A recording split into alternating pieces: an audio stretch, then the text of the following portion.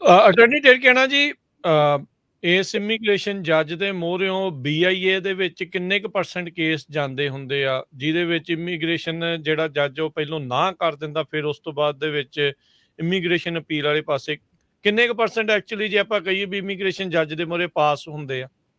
ਜਿਹੜਾ board of immigration appeal ਆ ਉਹਨਾਂ ਦੀ ਹਿਸਟੋਰੀਕਲੀ ਰੇਟਿੰਗ ਹੈਗੀ ਆ 10%, ਠੀਕ ਹੈ। ਸੋ ਠੀਕ ਹੈ। ਹੁਣ ਭਾਜੀ ਕੀ ਹੁੰਦਾ ਕਿ ਕਲਾਇੰਟ ਜਿੱਦਾਂ ਸਪੈਸ਼ਲੀ ਜਿਹੜੇ ਸਾਡੇ ਚਾਈਨੀਜ਼ ਕਲਾਇੰਟ ਆ ਨਾ, ਉਹ ਸੁਣਨਾ ਚਾਹੁੰਦੇ ਆ ਕਿ ਦੱਸੋ ਮੈਨੂੰ ਮੇਰੇ ਚਾਂਸ ਕਿੱਦਾਂ, ਕਿ ਜੇ ਬੰਦਾ ਆਪਣੇ ਮੂੰਹੋਂ ਕਹੂਗਾ ਕਿ ਮੇਰਾ ਕੇਸ ਅਪਰੂਵ ਹੋਣਾ ਫੇਰ ਹੀ ਮੈਨੂੰ ਵਕੀਲ ਕਰਨਾ, ਨਹੀਂ ਤਾਂ ਮੈਨੂੰ ਨਹੀਂ ਕਰਨਾ।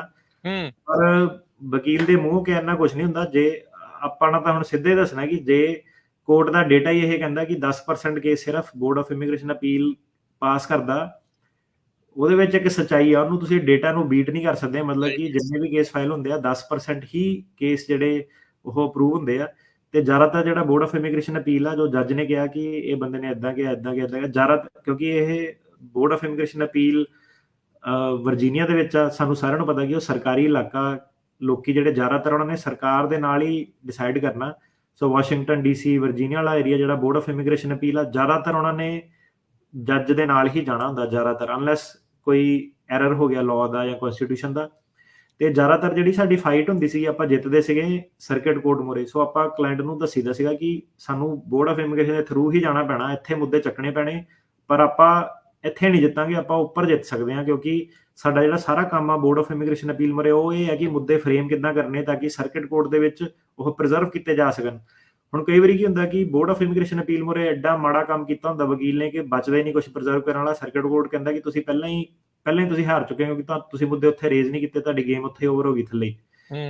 ਸੋ ਇਹ ਚੀਜ਼ ਸੀਗੀ। ਪਰ ਹੁਣ ਕੀ ਹੋਇਆ, ਇਹਨਾਂ ਨੇ ਜਿਹੜਾ ਆਹ ਵਾਲਾ ਲਾਅ ਹੈ, ਇਹ ਕੀ ਕਹਿੰਦਾ ਕਿ ਜਿਹੜਾ ਫੈਕਚੁਅਲ ਫਾਈਂਡਿੰਗ ਹੈਗੀ ਆ ਉਹ ਸਰਕਿਟ ਕੋਰਟ ਰਿਵਿਊ ਨਹੀਂ ਕਰ ਸਕਦੇ। ਮਤਲਬ ਕਿ ਸਰਕਿਟ ਕੋਰਟ ਦੀ ਹੋਰ ਜਿਹੜੀ ਸੀਗੀ ਸਪੈਸ਼ਲੀ 9th ਸਰਕਿਟ ਦੀ ਪਾਵਰ ਖੋਲੀ ਇਹਨਾਂ ਨੇ ਇੱਕ ਤਰ੍ਹਾਂ।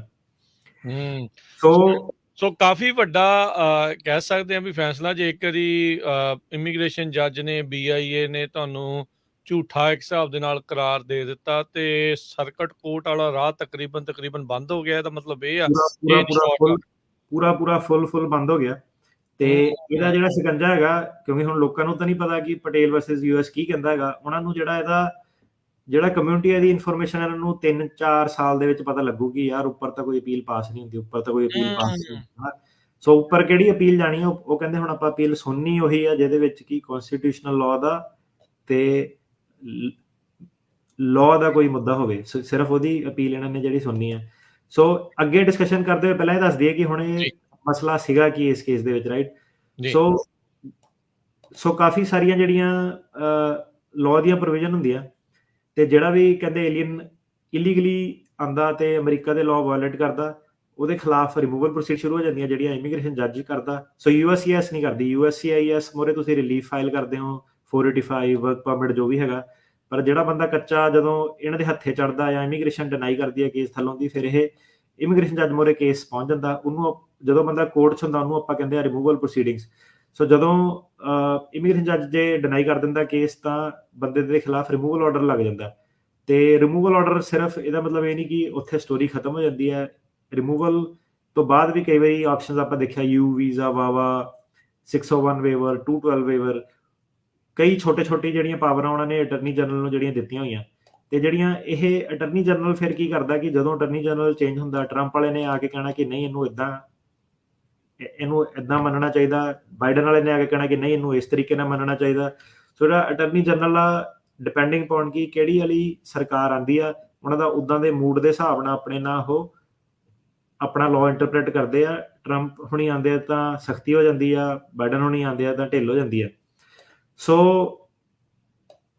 ਕਿਉਂਕਿ ਇਹ ਕਹਿੰਦੇ ਆ ਕਿ ਕਿਉਂਕਿ ਸੁਪਰੀਮ ਕੋਰਟ ਕਹਿੰਦਾ ਕਿ ਜਿਹੜਾ ਰਿਮੂਵਲ ਦਾ ਇਹ ਰਿਲੀਫ ਆ, ਇਹ ਇੱਕ ਮੈਟਰ ਆਫ ਗ੍ਰੇਸ ਆ।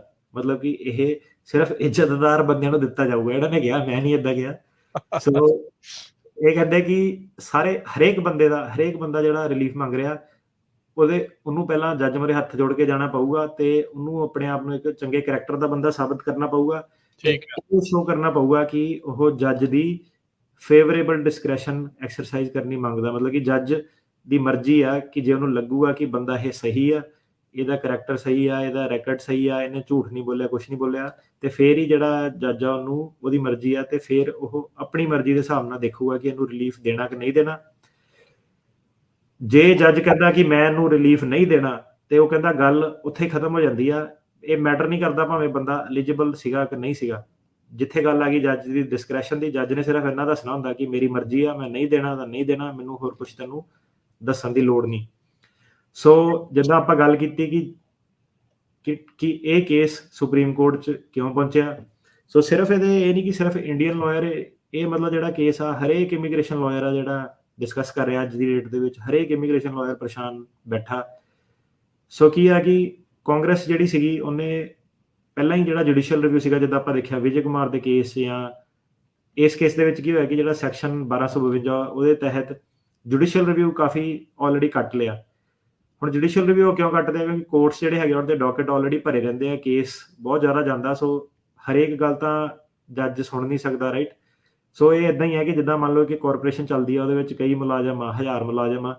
ਸੋ ਜਿਹੜਾ CEO ਕਹਿੰਦਾ ਕਿ ਜਿਹੜੇ ਥੱਲੇ ਵਾਲੇ ਮਸਲੇ ਆ, ਤੁਹਾਡੀ ਲੰਚ ਪਿੱਛੇ ਲੜਾਈ ਹੋ ਗਈ, ਉਹ ਤੁਸੀਂ ਛੋਟੀ ਛੋਟੀ ਚੀਜ਼ਾਂ ਮੇਰੇ ਕੋਲ ਨਾ ਲੈ ਕੇ ਆਓ, ਮੇਰੇ ਕੋਲ ਟਾਈਮ ਨਹੀਂ, ਮੈਂ ਹੋਰ ਬੜੇ ਵੱਡੇ ਫੈਸਲੇ ਜਿਹੜੇ ਉਹ ਕਰਨੇ ਆ, ਹਨਾ। ਸੋ ਜੁਡੀਸ਼ੀਅਲ ਰਿਵਿਊ ਦਾ ਪਰਪਸ ਵੀ ਇਹੀ ਹੁੰਦਾ ਕਿ ਇਹਨੂੰ ਕੱਟ ਤਾਂ ਕਰਦੇ ਆ ਕਿ ਜਿਹੜਾ ਸਿਸਟਮ ਆ ਸਰਕਾਰ ਦਾ ਉਹ ਵਧੀਆ ਤਰੀਕੇ ਨਾਲ ਚੱਲ ਪਾਏ। ਇਹ ਨਹੀਂ ਕਿ ਹਰੇਕ ਚੀਜ਼ ਨੂੰ ਅਪੀਲ ਕਰਤਾ, ਹਰੇਕ ਜਾਣੇ ਦੀ ਗੱਲ ਉਹਨਾਂ ਨੇ ਸੁਣੀ ਜਾਣੀ ਆ। ਸੋ ਸੈਕਸ਼ਨ ਜਿਹੜਾ 1252 ਉਹ ਇਹਦੇ ਵਿੱਚ ਜਿਹੜਾ ਮੇਨ ਫੋਕਸ ਪੁਆਇੰਟ ਸੀਗਾ। ਸੈਕਸ਼ਨ 1252 ਜਿਹੜਾ ਹੁਣ ਕਹਿੰਦਾ ਕੀ ਆ, ਉਹ ਇਹ ਕਹਿੰਦਾ ਕਿ ਹਰੇਕ ਜਿਹੜੀ ਲਾਅ ਦੀ ਪ੍ਰੋਵੀਜ਼ਨ ਆ, ਹੇਬੀਅਸ ਕਾਰਪਸ ਪ੍ਰੋਵੀਜ਼ਨ, ਜੋ ਵੀ ਲਾਅ ਲੂ ਆ ਸਾਰਿਆਂ ਨੂੰ ਐਕਸਕਿਊਜ਼ ਕਰ ਦਿਓ, ਕਿਸੇ ਨੂੰ ਸਾਨੂੰ ਮਤਲਬ ਇਹ ਕਹਿੰਦਾ ਕਿ ਕੋਈ ਵੀ ਜਿਹੜੀ ਜਜਮੈਂਟ ਆ ਰਿਲੀਫ ਦੇ ਰਿਲੇਟਡ, ਉਹਨੂੰ ਜਿਹੜਾ ਇਮੀਗ੍ਰੇਸ਼ਨ ਜੱਜ ਨੇ ਜਿਸ ਹਿਸਾਬ ਨਾਲ ਡਿਸਾਈਡ ਕਰਤਾ, ਉਸ ਤੋਂ ਬਾਅਦ ਕੋਰਟਸ ਦੇ ਕੋਲ ਪਾਵਰ ਨਹੀਂ ਹੈਗੀ ਕਿ ਉਹਨੂੰ ਉਹ ਰਿਵਿਊ ਕਰ ਸਕਣ, ਤੇ ਸਿਰਫ ਕਨਸਟੀਟਿਊਸ਼ਨਲ ਦੀ ਤੇ ਕੁਐਸਚਨ ਆਫ ਲਾਅ ਆਪਾਂ ਜਿਹੜੇ ਉਹ ਰਿਵਿਊ ਕਰ ਸਕਦੇ ਆ। ਤੇ ਇਹ ਜਿਹੜਾ 1255 ਇਹ ਆ ਚੀਜ਼ ਲੇ ਡਾਊਨ ਕਰਦਾ, ਜਿਹੜੀ ਮੈਂ ਹੁਣੇ ਅੱਗੇ ਦੱਸ ਕੇ ਹਟਿਆ ਕਿ ਕਨਸਟੀਟਿਊਸ਼ਨ ਵਾਲੇ ਸਿਰਫ ਜਿਹੜੇ ਸੋ ਹੁਣ ਇਹਦੇ ਵਿੱਚ ਇੱਕ ਇਹ ਜਿਹੜੀ 1252 ਦੀ ਇੱਕ ਜਿਹੜੀ ਲਾਈਨ ਆ, ਟੈਕਨੀਕਲ ਲਾਈਨ ਜਿਹੜੀ ਉਹ ਹੈਗੀ ਆ ਕਿ ਕੀ ਚੀਜ਼ ਉਹ ਪ੍ਰੋਹਿਬਿਟ ਕਰਦਾ, ਉਹ ਜੁਡੀਸ਼ੀਅਲ ਰਿਵਿਊ ਕੇਸ ਚੀਜ਼ ਦਾ ਉਹ ਰੋਕਦਾ।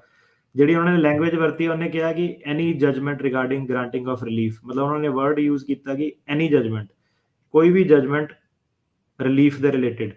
ਠੀਕ ਹੈ। ਇਹਦਾ ਰਿਵਿਊ ਹੁਣ ਜਿਹੜਾ ਸੁਪਰੀਮ ਕੋਰਟ ਦੇ ਮੂਹਰੇ ਜਿਹੜਾ ਕੇਸ ਪਹੁੰਚਿਆ, ਉਹ ਸਿਰਫ ਆ ਇੱਕ ਲਾਈਨ ਦੇ ਉੱਤੇ ਪਹੁੰਚਿਆ, ਐਨੀ ਜਜਮੈਂਟ ਰਿਗਾਰਡਿੰਗ ਦਾ ਗ੍ਰਾਂਟਿੰਗ ਆਫ ਰਿਲੀਫ। ਇਹਦਾ ਮਤਲਬ ਕੀ ਹੋਣਾ ਚਾਹੀਦਾ ਹੁਣ, ਕਿ ਪਟੇਲ ਸਹੀ ਆ ਕਿ ਸਰਕਾਰ ਸਹੀ ਆ ਕਿ ਸੁਪਰੀਮ ਕੋਰਟ ਸਹੀ ਆ, ਕੀ ਇਹਦਾ ਮਤਲਬ ਹੋਣਾ ਚਾਹੀਦਾ any judgement regarding granting of ਦਾ ਰਿਲੀਫ। ਇਹ ਚੀਜ਼ ਦੀ ਡਿਸਕਸ਼ਨ ਜਿਹੜੀ ਸੀਗੀ ਉਹ ਹੁਣ ਜਿਹੜੀ ਸੁਪਰੀਮ ਕੋਰਟ ਦੇ ਵਿੱਚ ਹੁਣ ਜਾਰੀ ਹੈ।